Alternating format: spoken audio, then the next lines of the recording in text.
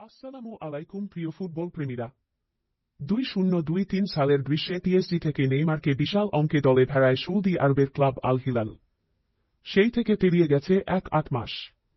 কিন্তু চোটের কারণে বেশিরভাগ সময়ই মাঠের বাইরে থাকতে হয়েছে ব্রাজিলিয়ান তারকাকে। কত সময় বাইরে থাকতে হয়েছে তার একটা ধারণা পাওয়া যায় এই 1-8 মাসে আল হিলালের হয়ে নেইমারের মাত্র 7টি ম্যাচে মাঠে নামার হিসাবে। কিছুদিন আগে শেষ হওয়া 2024 সালে তো বলতে গেলে খেলেননি নেইমার।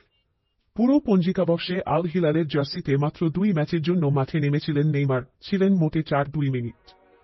এই 4-2 মিনিট খেলে কি পরিমাণ অর্থ ব্যাংকে ভরেছেন নেইমার, সেটা জানলে চোখ কপালে উঠতে বাধ্য যে কারো।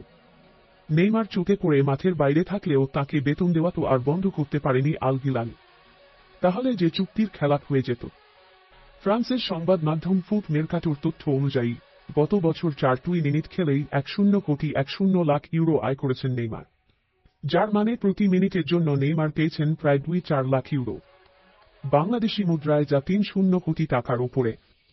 হিসাবটা যদি সেকেন্ডে করা হয় তাহলে আল হিলালের হয়ে 1 সেকেন্ডের জন্য 5 লাখ টাকার বেশি করে পেয়েছেন ব্রাজিলিয়ান তারকা। এসিএল চোটের কারণে নেইমার এখন মাঠের বাইরে। শোনা যাচ্ছে নেইমারের সঙ্গে চুক্তি আর নবায়ন করবে না আল হিলাল। এত অর্থ দিয়ে শ্বেতহস্তি কোনো প্রতিষ্ঠানই বা কতদিন আর পুষতে চায়। তবে আল হিলাল চুক্তি নবায়ন না করলে নেইমার কোথায় যাবেন তা এখনো স্পষ্ট নয়।